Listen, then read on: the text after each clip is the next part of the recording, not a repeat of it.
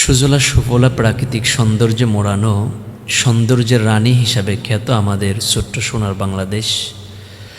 ৫৬,০০০ বর্গ মাইলের ছোট্ট সোনার বাংলাদেশে একে অন্যের সাথে সম্প্রীতি আর ভালোবাসার সেতু বন্ধনে একাকার হয়ে বসবাস উপযোগী নিরাপদ এক আবাসস্থল, যে দেশে হাজারো ধর্ম, বর্ণ, জাতি, গোত্রের মানুষের বসবাস, কিন্তু নাই কোনো ভেদাভেদ, নাই কোনো অহংকারে অন্যকে আঘাত করে দখলবাজদের কবলে আমার ছোট্ট সোনার বাংলাদেশ নেই।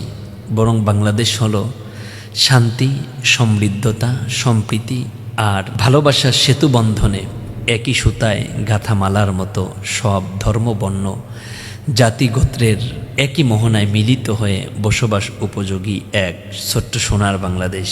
আষাঢ়ের এই ঘন বৃষ্টির বর্ষণ কিংবা পাহাড়ি ঢল, বাংলাদেশের পার্বত্য বিভাগ চট্টগ্রাম এবং পার্বত্য জেলাগুলো বন্যার পানিতে এত বেশি থই থই এক অথই জলের মোহনা। বন্যা কবলিত জনপদগুলো বন্যার পানিতে এত বেশি মানবতার জীবনযাপন দুর্বিষহ হয়ে পড়েছে। বন্যার পানির জন্য মানুষের জীবনযাপন এত বেশি দুর্বিষহ হয়ে পড়েছে, মানুষ বাড়িতে থাকার মতো সুযোগ পাচ্ছে না। গৃহপালিত পশু পাখি থেকে শুরু করে বৃদ্ধ, আবাল বনিতা, শিশু, এমনকি বাড়িতে পালিত পশু পাখি পর্যন্ত খুব কষ্টে আছে। আমরা সোশ্যাল মিডিয়ার সুবাদে দেখতে পাচ্ছি আমাদের চট্টগ্রাম বিভাগের, বিশেষ করে বান্দরবন, খাগড়াছড়ি, কক্সবাজার, পেকুয়া, কুতুবদিয়া, মহেশখালী, চকরিয়া, এই জনপদগুলো বন্যার পানিতে এত বেশি থই থই এক পানির গর্জন, কিন্তু পানি বৃদ্ধি পাওয়ার সাথে সাথেই মানুষের জীবনযাপনের এত বেশি সংকটপূর্ণ এক অবস্থা তৈরি হয়ে যাচ্ছে, যার কারণে মানুষ নানা প্রতিকূল অবস্থার ভিতরে দিনের পর দিন দিন যাপন করতেছে। আল্লাহ বানবাসী ভাই বোনদেরকে হেফাজত করুন, নিরাপত্তার চাদরে জড়িয়ে রাখুন। আমি মূলত 4টি বিষয়ে কথা বলবো। প্রথমত, বন্যা কি কারণে হয়? বন্যা 2 কারণে হতে পারে। প্রথমত কারণ হচ্ছে আল্লাহ রাব্বুল আলামিন কোরআনুল হাকিমের মধ্যে খুব চমৎকার করে জানিয়েছেন, যহারুল ফাসাদু ফিল বাররি ওয়াল বাহরি বিমা কাসাবাত আইদিন নাস। জলে স্থলে যে বিপর্যয়, বালা মুসিবত, দুর্ঘটনা কিংবা ঘূর্ণিঝড়, জলোচ্ছ্বাস, টর্নেডো, সাইক্লোন, এরকম হাজারো বিপদ আপদ যা হয় না কেন, সব মানুষের হাতের কামাই। কারণ আমি আল্লাহ রাব্বুল আলামিন চাই লিউযীকাহুম বা'দাল্লাযী লাআল্লাহুম ইয়ারজিউন, যাতে করে মানুষ তার গুনাহ থেকে ফিরে আমি আল্লাহর দিকে ধাবিত হতে পারে, মানুষ গুনাহ থেকে বেঁচে আমি আল্লাহকে স্মরণ করতে পারে। এজন্য আমি আল্লাহ রাব্বুল আলামিন মানুষের পাপের কারণে, গুনাহের কারণে বিপদ আপদ, বিপর্যয় দিয়ে তাদেরকে সেই পাপ থেকে ফিরে আসার দারুণ একটি সুযোগ তৈরি করে দেই। অনুশোচনা করবার জন্য আমি আল্লাহ রাব্বুল আলামিন দারুণ একটি রাস্তা বের করে দেই। এরপরেও যদি মানুষ ফিরে আসতে পারে পাপের জগৎ ছেড়ে আমি আল্লাহর জান্নাতি রাস্তায়, ইহদিনাস সিরাতাল মুস্তাকিম, আমি আল্লাহ রাব্বুল আলামিন তাদের জন্য জান্নাতের বাজেট করে দিয়েছি। কানাত লাহুম জান্নাতুল ফিরদাউসি নুজুলা, তাদের জন্য আমি আল্লাহ রাব্বুল আলামিন জান্নাতুল ফিরদাউস তৈরি করে রেখেছি। সুবহানাল্লাহি ওয়া বিহামদিহি। আপনি অনেক গুনাহ করেছেন, নিজেকে অনেক বেশি অপরাধী মনে হয়, পাপের কারণে একের পর এক আযাব গজব আসতেছে, আপনি মন খারাপ করবেন না। আল্লাহর ওই আয়াতের দিকে তাকিয়ে যান, লা তাকনাতু মির রাহমাতিল্লাহ ইন্নাল্লাহা ইয়াগফিরুয যুনুবা জামিয়া। তোমরা যত গুনাহ করো না কেন, যদি গুনার প্রতি অনুতপ্ত হয়ে আল্লাহর দিকে ফিরে আসো, চোখের পানি ছেড়ে দিয়ে দিয়ে কান্দো, তুমি বান্দা যতটুকু গুনাহ করেছো তার চেয়ে আল্লাহর রহমত অনেক বেশি। তোমার গুনাহ যদি হয় পাহাড় সম পরিমাণ, আল্লাহর দয়া, আল্লাহর রহমত হচ্ছে আল্লাহর আসমান পরিমাণ। আল্লাহু আকবার।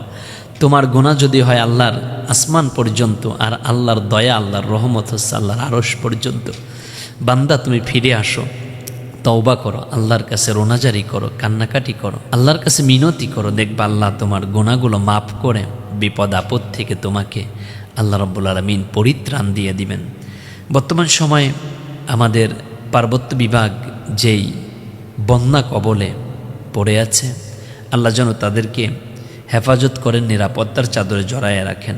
দ্বিতীয়ত কারণ, আল্লাহ রাব্বুল আলামিন বিপদ আপদ, বালা মুসিবত দিয়ে তার বান্দাবান্দিকে পরীক্ষা করেন এ ব্যাপারে আল্লাহ সূরা বাকারার 155 নম্বর আয়াতে চমৎকার করে জানিয়েছেন, ওয়ালা নাবলুওয়ান্নাকুম বিশাইইম মিনাল খাউফি ওয়াল জু'i ওয়া নাকসিম মিনাল আমওয়ালি ওয়াল আনফুসি ওয়াস সামারাত ওয়া বাশশিরিস সাবিরিন। আমি আল্লাহ রাব্বুল আলামিন তোমাদের ক্ষুধা দিয়ে, তোমাদের ভয় ভীতি দিয়ে, তোমাদের সন্তান কেড়ে নিয়ে, হাজারো বিপদ আপদ দিয়ে তোমাদেরকে পরীক্ষা করি, কারণ এই পরীক্ষায় তোমরা উত্তীর্ণ হতে পারবে কিনা।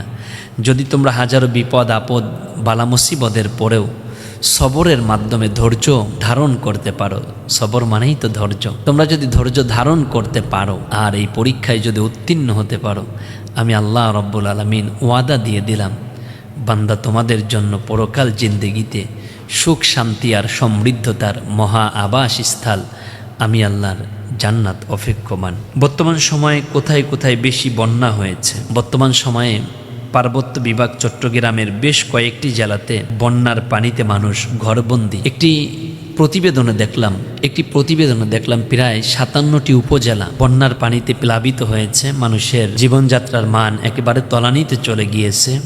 পানিবন্দী মানুষ ঘরের ভিতরে বন্দী হয়ে আছে। তাদের খাবার দাবার থেকে শুরু করে নিরাপত্তার খুব অভাব হয়ে যাচ্ছে। এই মুহূর্তে আমাদের করণীয় কি?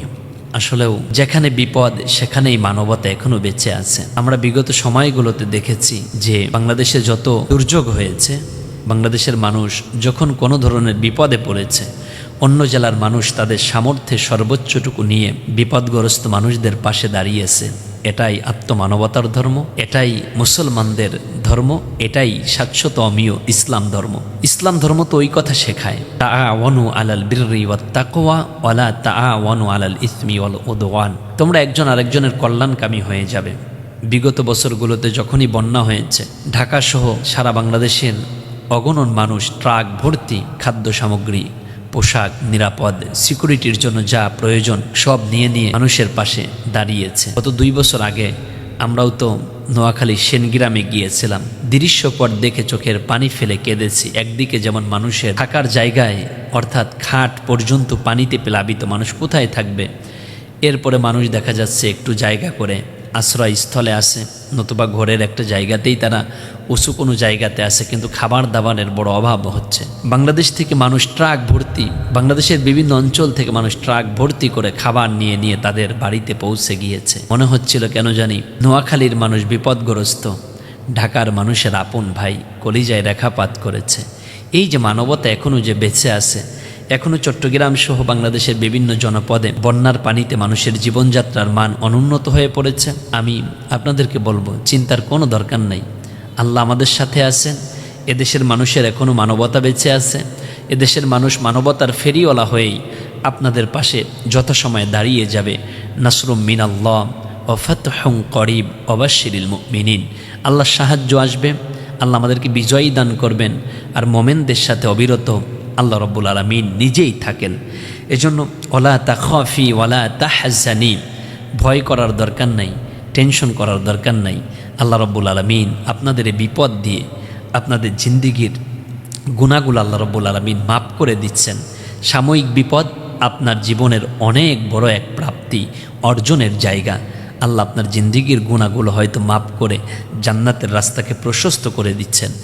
এই মুহূর্তে আমরা যারা মানবতার ফেরিওয়ালা হিসেবে কাজ করে যাচ্ছি, যারা মানুষের বিপদে পাশে গিয়ে দাঁড়িয়ে যান, তাদের উচিত হবে শুকনা খাবার, ঔষধ, স্যালাইন, এরপরে মহিলা মা বোনদের জন্য স্যানিটারি ন্যাপকিন, বাচ্চাদের জন্য ডায়াপার, সেখান থেকে নিয়ে গামছা, মোমবাতি, গ্যাস লাইট, শুকনা মুড়ি, চিরা, একটু চিনি, গুড়, এই ধরনের খাবারগুলো নিয়ে আপনারা আপনাদের যার যার জায়গা থেকে এই বিপদগ্রস্ত ভাই বোনদের পাশে দাঁড়িয়ে যান। ইসলাম, মুসলিম, জাতিসত্তা, মানবতার কথা বলে আমরা মানবতার ফেরিওয়ালা হয়ে সবার পাশে দাঁড়াতে চাই। ইসলাম যে সত্য ধর্ম, মানবতার কল্যাণের কথা বলে, সেটা আবার সমগ্র বিশ্বের মানুষের কাছে প্রেজেন্টেশন করে জানিয়ে দিতে চাই।